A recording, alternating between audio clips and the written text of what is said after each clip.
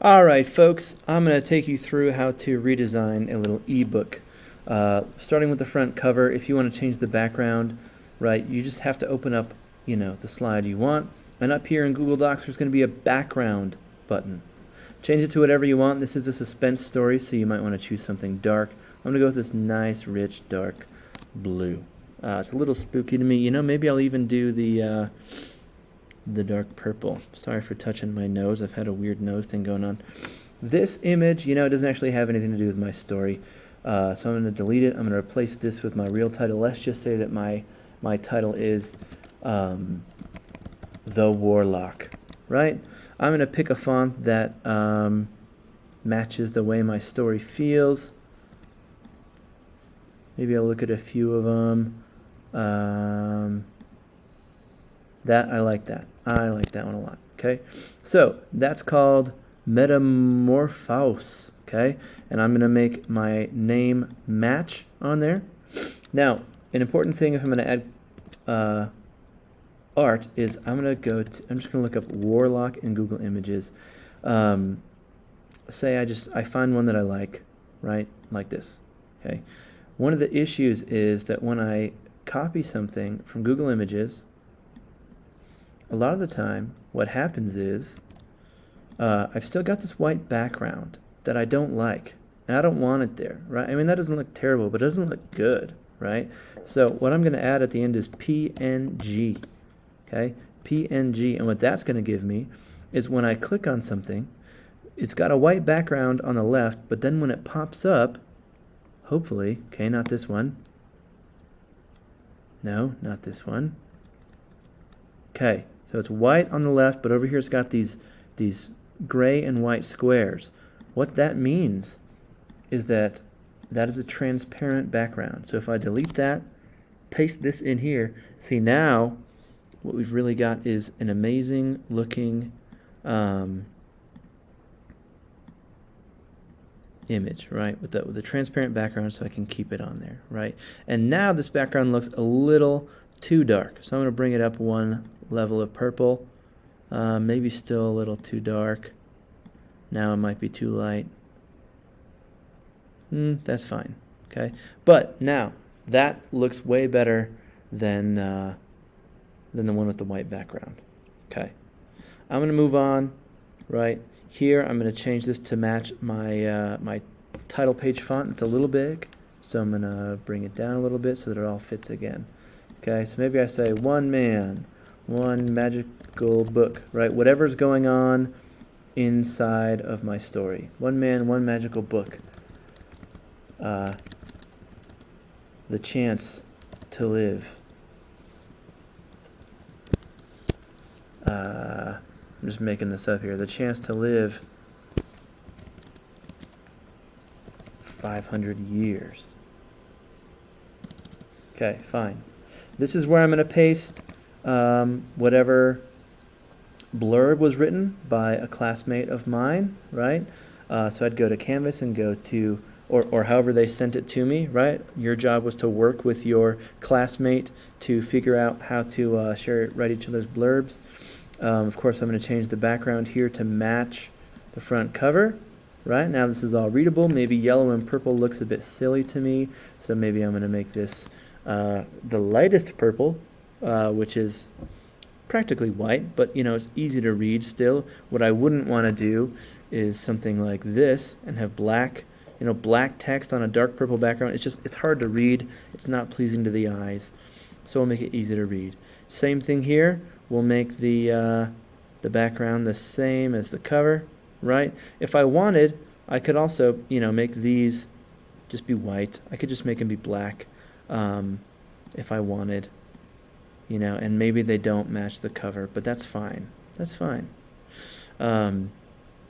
Just as long as I can read it. And maybe I'll take these, I'm gonna paste the reviews that my classmates wrote again, right? And I'm gonna make all this bold just so it's a little bit easier to read. I think it would look better if I make it all centered, but you kind of just play with it.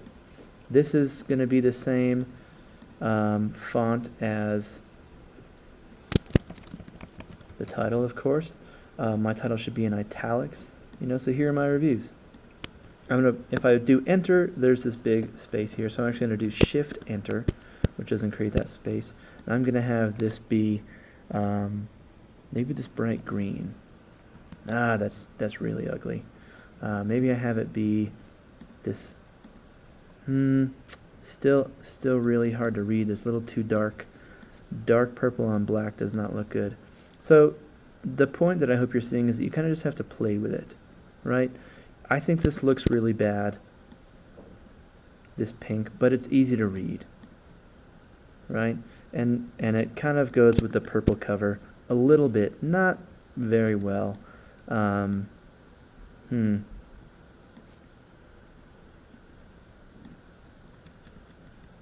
Maybe this nice orange would do. But purple and orange is just, it's a silly looking combo. Crash and Spyro. It's a little odd. Let's go with the classic yellow. That's a really bad yellow. You know what? I'm going to select everything. I'm just going to stick with white. It doesn't need to be super fancy. George Washington, maybe I'm going to highlight that in that same purple. Oops. I'm going to highlight that in that purple from the front. Actually, I'm going to highlight, because changing the font color didn't work, I'm going to highlight all these reviews in that same color that I used for the cover. All right, that doesn't look bad. See, and this is one of the key things about making something look good, is you kind of just play with it, right? You kind of do some tests, see what looks good. I think I want a little bit more space between this title and the reviews themselves, right? I'm going to space them out just a little bit. I'm going to drag this whole thing to be centered once that little red line goes across the middle. That's not bad, right? We've got this space in between each of them, which I don't love. Actually, it's better. It's better than it looks without it. And maybe this line will be double spaced. Okay, so now things are pretty evenly spaced. So this is how our book is looking so far. The warlock, we decided our warlock. We could also use AI to create some image. You could describe the way that your actual character is described, or something key and important for your story, a key character, a key event, a key place. You could describe it. I just realized I bet my voice isn't even being recorded. Well, I'm going to finish this anyway. But we got all this stuff.